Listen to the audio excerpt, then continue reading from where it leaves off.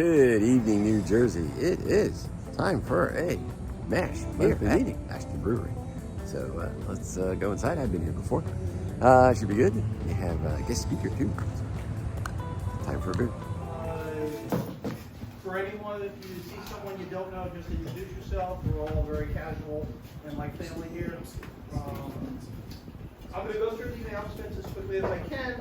Hopefully I will time it well and Brian will finish pouring. We'll hand out the beers. It's just 2 American IPAs. John Milliken and Keith Blanchard. Keith could not be here. Dan brought his beer. But we'll hand out slips and paper and pencils at the end. Just want to run through as much as I can in the meantime. Yay. So Dan Harrigan has reached recognized, which means he has 15 beers of a 30 or higher score. Nice. All right. Eric Lane is also recognized. Additionally, there are these little stars that you can earn for different things. They are ludicrously hard to earn. Eric, you have 2 that you've earned bronze stars for your NHC placements in the past.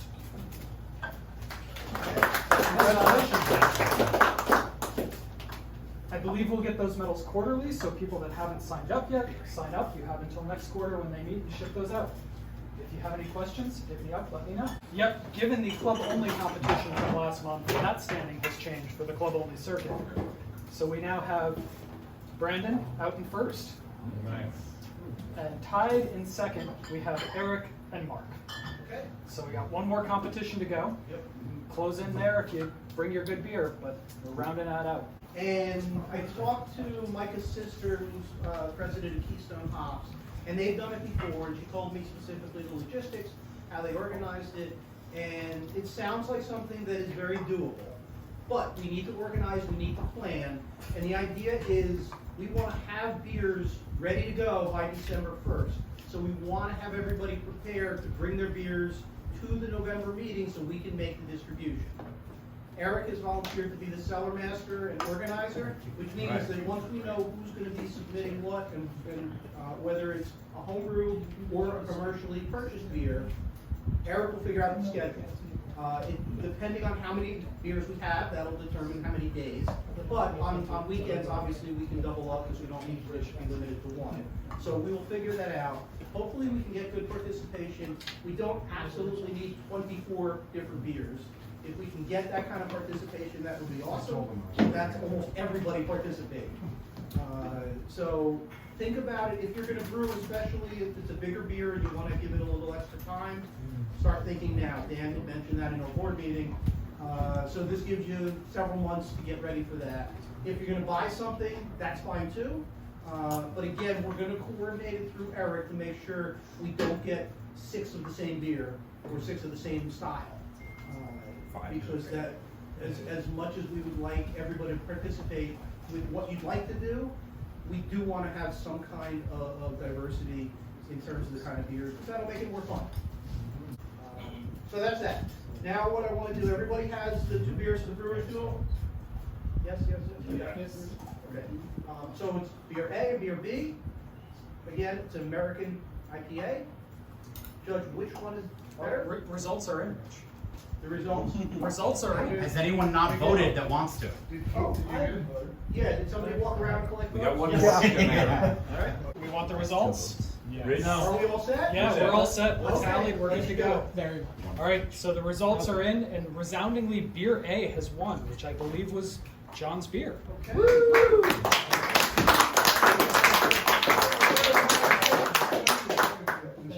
John, you want to profess beer? Yeah.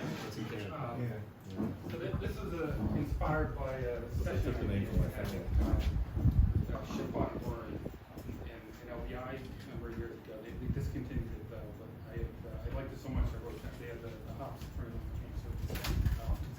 So Amarillo, Citra, Simcoe, and Columbus. The mash bill is pretty simple. It's pale ale, a little bit of carapils, a little bit of Illinois, about a half pound. Dry hopped, White Labs 1 yeast, the colder side, I don't want to have the Astros or 64, 65 degrees. Yeah, that's it. Glad you all liked it. Any questions for John? Well done. Yeah, it's Yeah, great job. John is a writer. He's done all kinds of things. I follow the podcast. All about beer. I'll let him tell you all kinds of things about himself if he wants to. But I did not want to really give John an agenda. I just thought he would come here, talk about what's going on, what he's seen. He's always got so many interesting stories, at least in my opinion. Okay. So I figured I'll just let him take it from there. So John, Cool. what's yours? Thanks. No,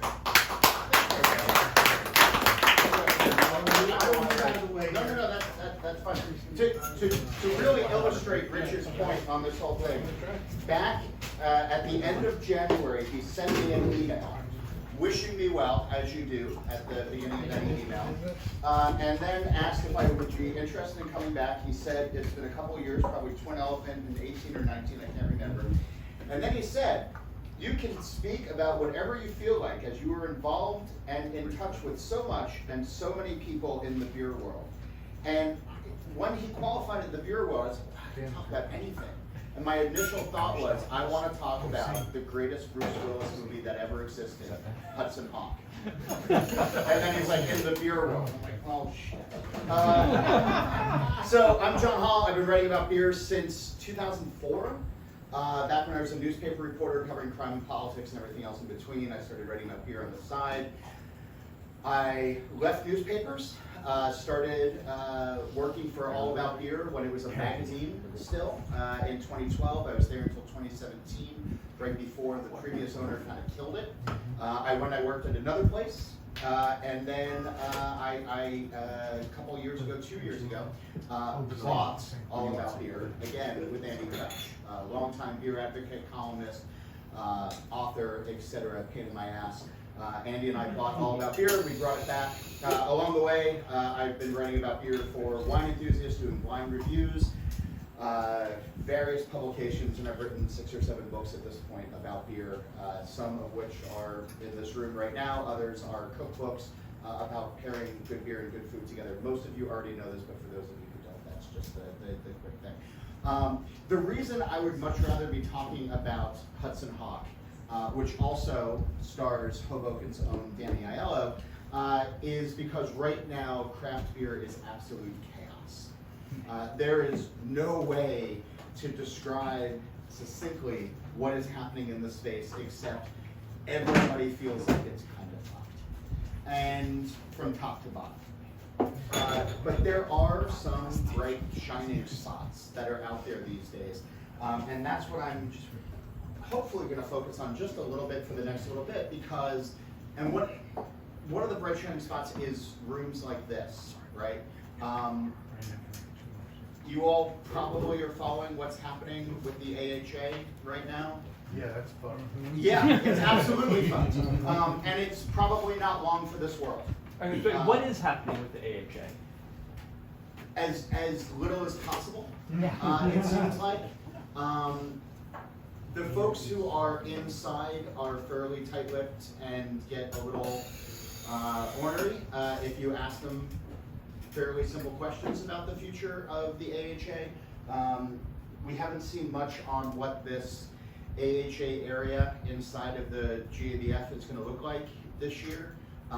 The initial blush of it was a members-only area where they were going to teach you all about homebrew, which is kind of weird. And I imagine that will change, because if they are actually going to try to grow the segment or grow the industry, you shouldn't necessarily need a membership card to get into a special area. It should be, hey, come learn about homebrewing and how cool it is and why you should be doing it. However, and I sort of am part of this, and God, is this being streamed out to the world right now? No. Okay, cool. I just noticed the stick and was like, oh, that's, I'm not saying anything that I wouldn't say to folks in charge anyway. That's not the best setting for an AHA event, and I think you all know that. The folks who go to beer festivals, by and large, are not the ones that will be in a room like this.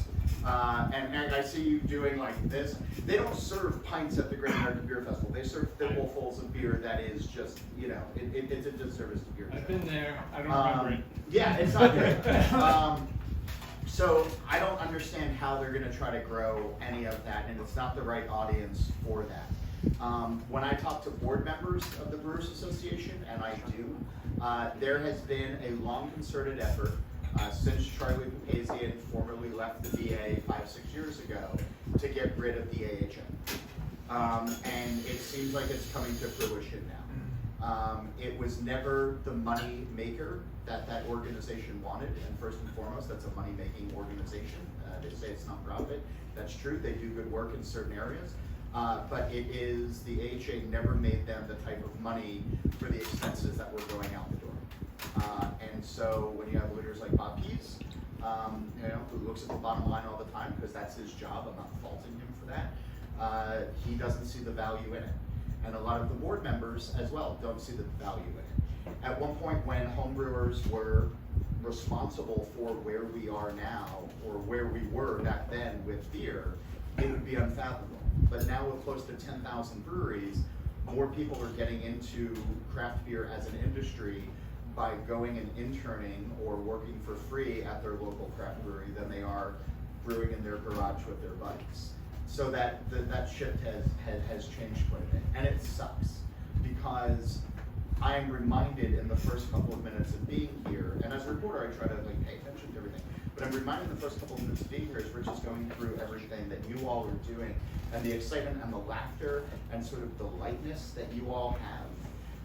That's something that I don't hear all that much from professional brewers, you know, even like Steve behind the bar these days. Sorry. Do you miss home brewing?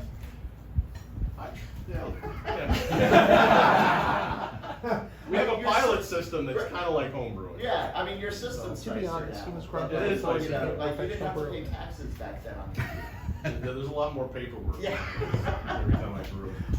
So I would love to see the hobby take off a little bit more, and try to reach out to new people and new generations as well, because I think that there is value in homebrewing. I think it's not just about making a kick-ass American IPA recipe and then having a bunch of your peers judge you.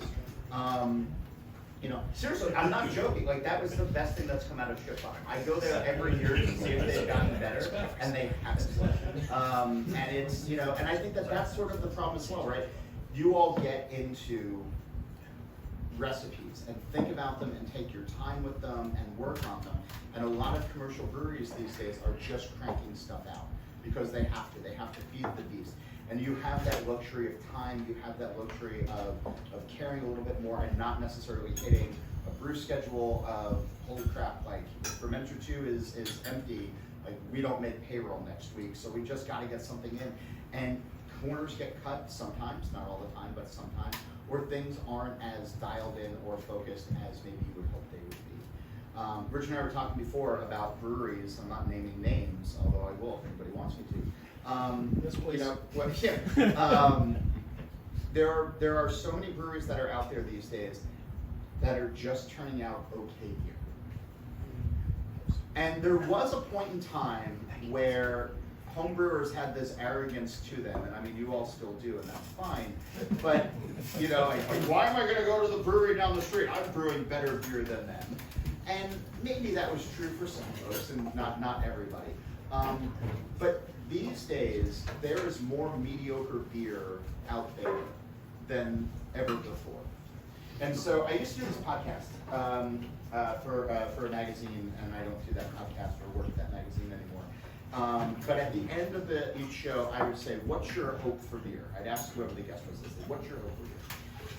And I get a variety of answers. And you know, the industry was starting to fluctuate a little bit, and I wanted to sort of end on a positive note. And those answers started changing a little bit to what's your hope for beer. And in 2021, I was at the Beer Stop Lager House. And I was hanging out with Jonathan Moxie, who was a longtime homebrewer who's former president of the New York City Homebrewers Guild. He went pro by working for Perennial, for Phil out at Perennial in the Midwest. And then he went and helped start a brand new brewery called Rockwell. And it's out in St. Louis, and they're making kick-ass beer. So we were drinking a lot of slow pour pills, as you do when you're at beer stop. And he said, you know, nobody ever asked you that question on the podcast when you were doing it. And I've long since left. He goes, what's your hope for beer? And I realized where we were at beer stop. And before I could actually fully formulate the thought or stop myself, I said, I hope more breweries close. And that's still very true to this day. Mediocre beer sucks. I would rather drink cases of Bud Heavy than somebody's poor excuse of, you know, a Saison, or somebody's, you know, like bastardized attempt at trying to make a light lager when they have no business making a light lager. And then asking $8 a pint for it as well. You know, Steve is one of these great bright spots that we have where he's brewing smartly, he's brewing with intention, he's caring about the recipe. But by and large, a lot of the breweries that are out there these days are not. And they are our neighbors. They are ones that are closest to our homes in some cases. And that's not okay. So when, you know, home brewing is under assault, but, you know, craft beer has to grow, craft beer has to rise. No. Like, let's get rid of a lot of these shitty breweries. It makes it easier for Steve, because then people are gonna come and find better beer, and it gives us all a better experience. The idea that somebody needs more time after they open to dial in their recipes, or, you know, to get, I struck a nerve over here, you know, it is a fallacy. I remember around that time that I was asked that question about breweries closing,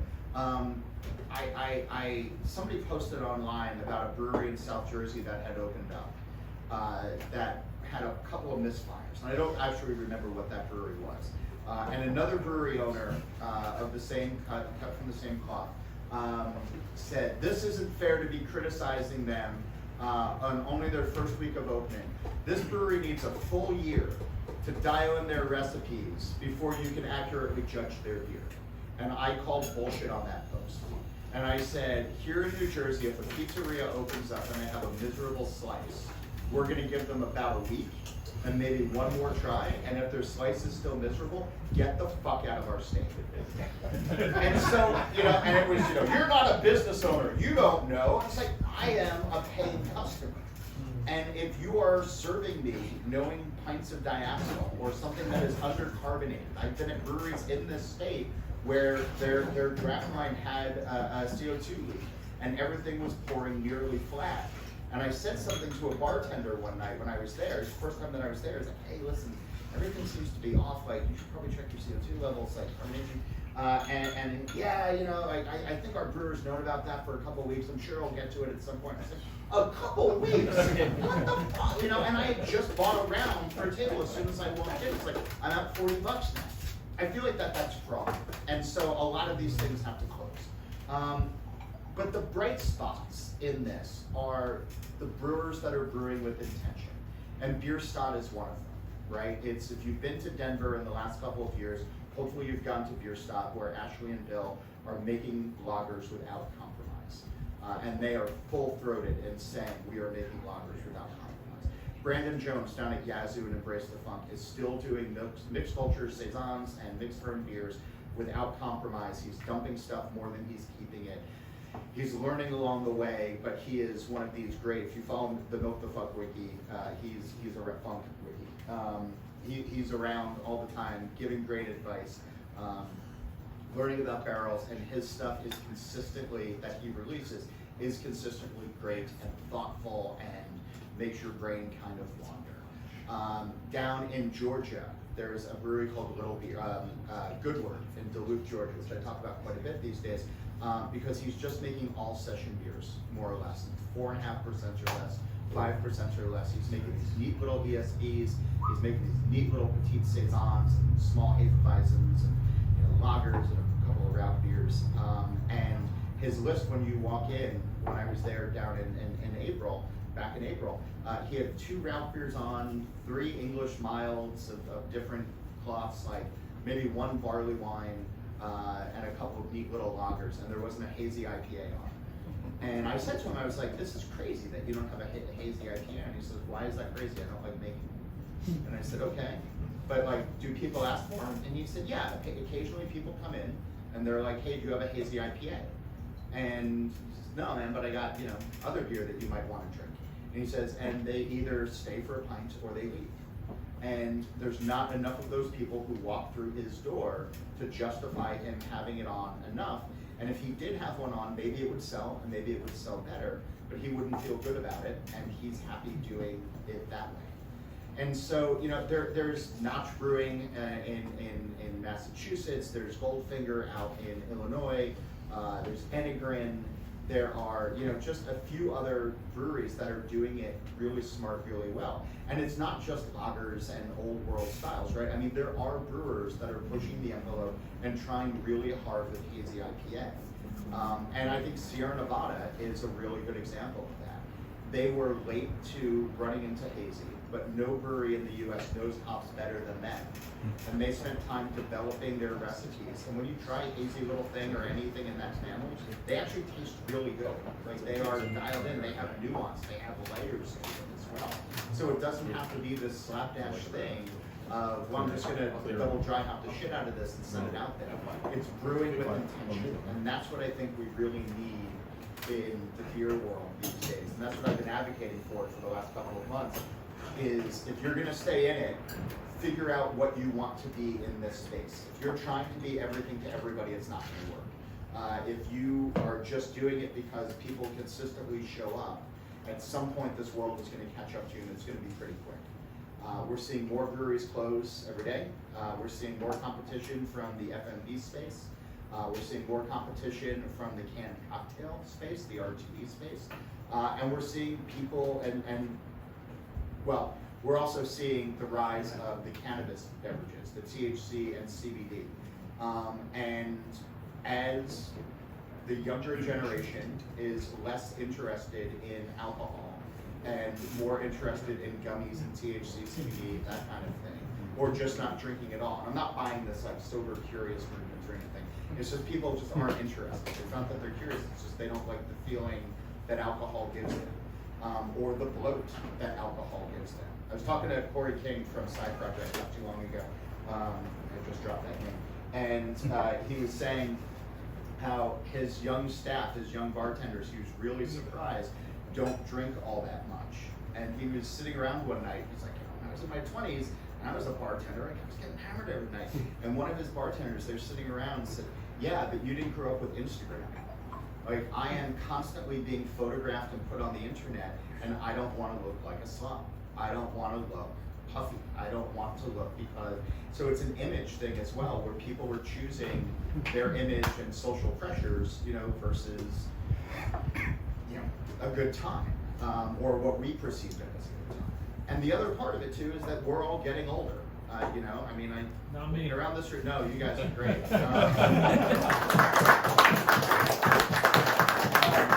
The last thing, support media, please. If you're not subscribing to like BYO Magazine, resubscribe or subscribe to BYO Magazine. If you're listening to podcasts, or like what All About Beer is doing, our Brewer to Brewer podcast is a really wonderful resource for home brewers, where brewers are talking to other brewers about what they care about and what they've learned along the way. Our other podcast, the All About Beer podcast, hosted by M. Sutter and Don Tess. They alternate on our All About Beer channel. They are often getting into single topics as well, where they're talking to experts and really diving in deep. And if you feel like what they're doing is great and these shows are great, there's a Patreon for All About Beer. $5 a month helps us keep content going.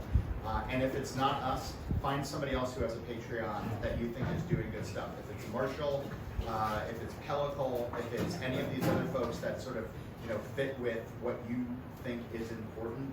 The only way media survives these days is with support.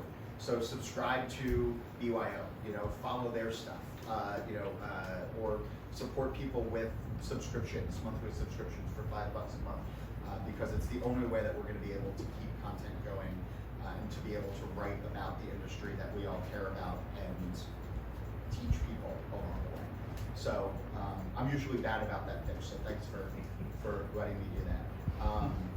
I know it's hot. I know we want to hear from Steve. If there's any questions, I'm happy to answer them. But but here, let's just go. We'll go counterclockwise. Gotcha. Yeah. What's the status of Steal This Beer? It's 9 years strong. Augie hasn't killed me yet, although Lord trying. knows he tries. Uh-huh. Still this beer, yeah. We haven't missed a Monday at 5 o'clock in nine plus years. And over the weekend, we were just up in Rochester, New York for the Mortalis Swiftwater Luau, which was a really cool invitational beer festival held on the shores of Lake Ontario that reminded me of beer festivals in 2018, where it was all fruited sours, like big fruited sours, and imperial stouts at like 15%. You know, while big dudes with beards like just tried to get wrecked in the middle of the afternoon. It was kind of fun. But we did 9 episodes up there. We're still just going to keep going. That show is never, you know, none of us have ever drawn a paycheck from that show. But we get to travel around and do some shows, and Augie gets to talk over people. And I don't know why I keep doing it. But, that's the status of Steal This. It's called Good Word. Good word. And it's in Duluth, Georgia. And they do what I think is the best festival, small festival in the US right now. It's called Little Beers. They bring about 100 breweries from around the country. It's on a Saturday, I think in March this year. It is absolutely worth going to. If you're going to go to a professional beer festival this year, right, make it Little Beers by Good Word. And I think it's sometime in March. It's done in this town square that looks like Mayberry. It's charming as fuck. And it's just outside. Everybody brings a beer that's 4% or less, and you just sit outside in this wonderful town green. It looks like Hill Valley, like from Back to the Future. Like it's got the courthouse and everything like that.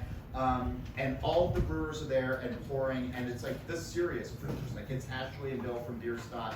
You know, it's Chris Johnson from Green Bench. It's Jones. It's the guys from Blackberry Farm. Like it's really smart. And brewers spend a lot of time thinking about some really cool beers that they're going to bring. And you just sit outside and then you go eat fried chicken at Good Word, and it's just, you will not be disappointed. I am actively excited about going to that every year now. But I'll say that often I'll be sitting at one of my local mediocre breweries, Yeah. drinking a pint of beer that's making me hate beer, and thinking or telling myself a story about the state of beer in New Jersey and how everything's terrible here, and if we were just somewhere else, it would be a lot better. I'm interested in your view, like what's, compare and contrast what's happening in Jersey versus what's happening elsewhere. Because I think about the places that my family lives, and I feel like I don't deal with as much beer that makes me want to hate beer when I visit family as I deal with at my local breweries in New Jersey. It's probably the vacation halo. It's everybody thinking, you know, the best pint of Guinness is at St. James Gate, Okay. you know, because you're there and you're feeling good. You know, when people say, you know, like, what's your favorite beer? Like, what's the best pint you ever had? It's usually like, people will say, oh, I was at this place, I was with my friends, we were having this great time or something. It's never like, I don't know, it was a Tuesday after work and I came home and I opened up something in my fridge and my God, my life changed. So I get close to more home, you know. Are there any breweries in North Central or Northern New Jersey that you want to celebrate, that you think are really doing the right thing?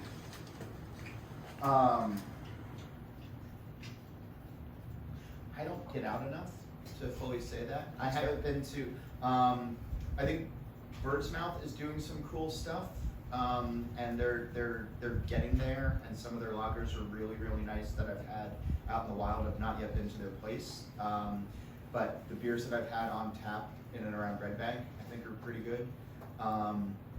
As ever, I think, you know, the cane beers of IPA and stout strength are really good.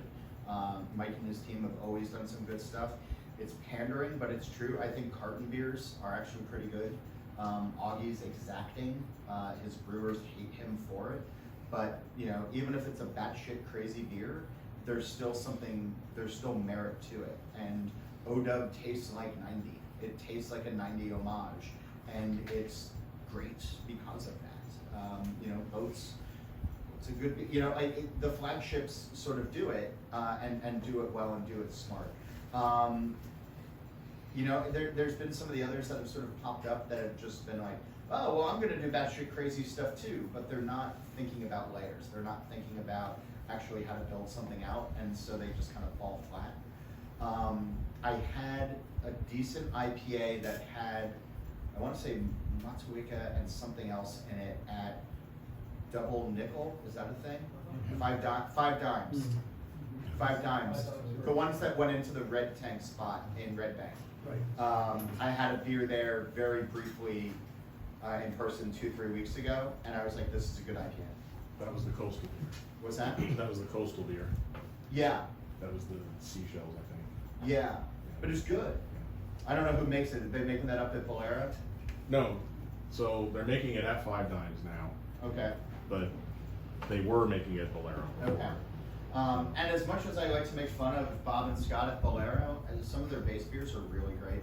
And even some of their fuck around beers are really enjoyable. You know, if you want an IPA that tastes like breakfast cereal, like they got you covered. Like, I don't all the time, but every once in a while it's like, this is fun. This is stupid, but this is fun. You know, it doesn't have to be all serious.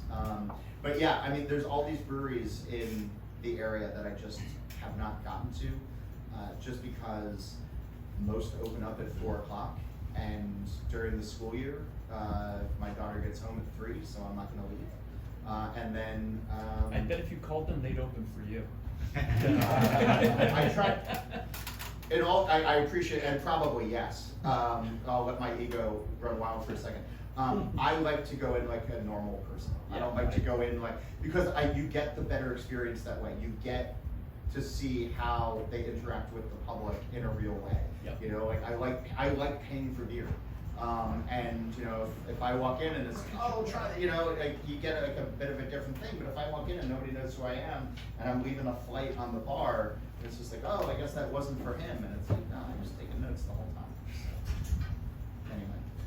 I'm going to take it from there because What? I want to kind of continue that Yeah. sort of thought about. Yeah. So yeah, actually, I don't know a lot of you guys, which is kind of weird for me because I was part of the club for a number of years. I don't remember how long, but probably my only claim to fame as part of the club was I started the MASH labs, and because education has always been very important to me, and I'm a BJCP judge as well, and so coming into this, education was one of my focuses. Little did I know that I wasn't allowed to do classes because that was not part of the governor's thing, that we weren't allowed to do these things unless we registered them and all this stuff. It was like a major hassle. Anyway, but then COVID hit, so it didn't really matter, so we couldn't do anything. But education has always been part of it, and so there's a lot of it that happens because there are so many. He's saying about 88%. I would venture to guess that New Jersey is on the high end of that. Whatever range it might be, there's a lot of people in New Jersey who know nothing about beer. And so we get people coming in here who are like, okay, we heard there was a brewery. I'm like, what kind of beer do you like? Well, I don't really drink beer. But they wanted to try it. They wanted to see what this brewery thing is about, right? So getting the chance to talk to them, and just like John said, you have to find out, what do they drink, right? So if they drink alcohol of some sort, what are the things that they drink? And then you can kind of find other things and try to tie that into their palate so that they find something they like. And I've been pretty happy with how that's turned out. Every once in a while somebody's like, oh no. But for the most part, they try it and they're like, yeah, that is pretty good. And it kind of, there's so many questions here that are really good questions. And we had a guy that came in early on. I only drink hazy IPAs. I mean, just flat out. That's it. It's with his wife, and we had a hazy IPA. The Your Lips Are Juicy was that we've been doing since the very beginning. And but his wife's like, I don't drink beer. I just go to breweries with them, right? So we had a hibiscus saison. I can't remember the name of it. Something Rose, Levion Rose. So she's like, I'll try that. I talked to her about what she did like and gave her that. She loved it. Well, now she comes here all the time with him, and I think he's miserable. So he doesn't like us very much, but he does like our IPA. But he doesn't like the fact that his wife's going with him. But yeah, I mean, so coming into this, obviously, I homebrewed for over 30 years before I did this. And so I have very much a homebrewer's mentality when I come at almost everything. The large majority of what I'm doing here are things that I had done at home. Not everything, but a lot of them. And so there's beers I like. I like a lot of different beers. And so I try to do a nice variety of things. I try to do them well. I do try to also push the envelope a little bit here and there. But I'm not a big, huge experimenter. I don't, like Bolero.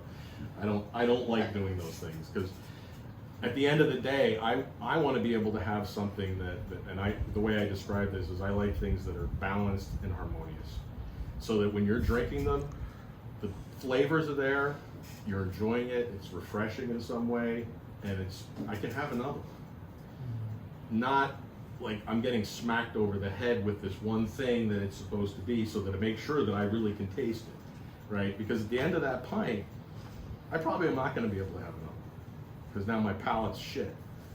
So that's kind of where I focus on all these things. You can see I do a lot of lagers because I do love lagers. They are big time suck, and that's more my challenge than the IPAs because I have a lot of demand for the lagers that we do, and they take up a lot of tank space and for a long time because I won't do them improperly. They get their proper lagering time, and that's one of the things that I'm seeing in New Jersey is lagers are taking off like crazy. So every frickin' brewery is doing a lager, and guess what? Large majority of them suck. And so when people are going out and they're going, oh, craft lager, oh, this is what it tastes like. It's hazy. It's a pain because people then come in and they don't want to have a lager because they had a shitty lager somewhere. I can't even tell you. So how many of you drink barley wine? Okay, right? Because we're homebrewers, right? We drink barley wine. 99% of the people who come in here, they're like, either what is barley wine or I hate barley wine. I mean, I can't even understand. I'm like, what? How is that possible? I've got like 3,000 bottles of barley wine in my basement aging. I love barley wine. So I don't get it. And so that's frustrating to me because I don't get to make barley wine as much as I'd like, right? Because I can't sell it. And so even if, you try different ways and, get people to try things and they will eventually if they become regular and then they start to go, hey, they start warming up to it. A lot of you had the black lager. I mean, I can't tell you how many people were like, what? No, it's black, it's heavy, it's strong, it's whatever. So we give out a lot of samples of the black lager. So people, and they're like, wow, that is light, and it's got nice flavor, and then they'll order a pint of it. So that kind of stuff, I mean, it's frustrating, but at the same time, it's rewarding when you are successful, when somebody actually is open-minded enough to try things. And so anyway, but kind of that whole conversation kind of worked nicely, I think, with the things that I wanted to talk about. We've been here, so for those of you who aren't familiar with us, we're going on like 4.5 years now, and we opened right at COVID. So we got our license right before the shutdown happened, started brewing our beer, and then everything shut down. But they were like, it's 2 weeks, it'll be shut down. So we kept brewing, and then it was like, all right, no, this is going to be a lot longer. And so then we just said, okay, we're open. So it was 1.5 years later before we could actually have people sitting at the bar and we were at full capacity, and that's when we did our grand opening. So it was a very, very odd way to open. But, it worked in a lot of ways. I mean, we started doing distribution sooner than I had wanted to. We have our own canning line, so we sell cans in a lot of liquor stores, some restaurants, and that's been very successful for us. I think we're for this 6-7 months, we're probably about 55-60% of our volume goes out in distribution. So, so that's been successful, and I've been really happy with that. We don't distribute very far. We stay within about a 30-mile radius. There might be a couple of random exceptions, but for the most part, we're very local, and that helps in the sense of I know the places where our beer is. I can go to those places. If it's a restaurant for dinner, if it's a liquor store, I'm able to monitor how long things are on the shelf. We don't have a date coder, right? And I always see these things about these. If it doesn't have a date, I'm not buying it. Whatever, which is fine. I mean, that's it's your money. You're taking a risk, and if you're not familiar with our beer, I get it. But I know when things have been on the shelf for too long, and we keep parts of our beer so that we can always check them. Although again, Chris is like the magnet for finding.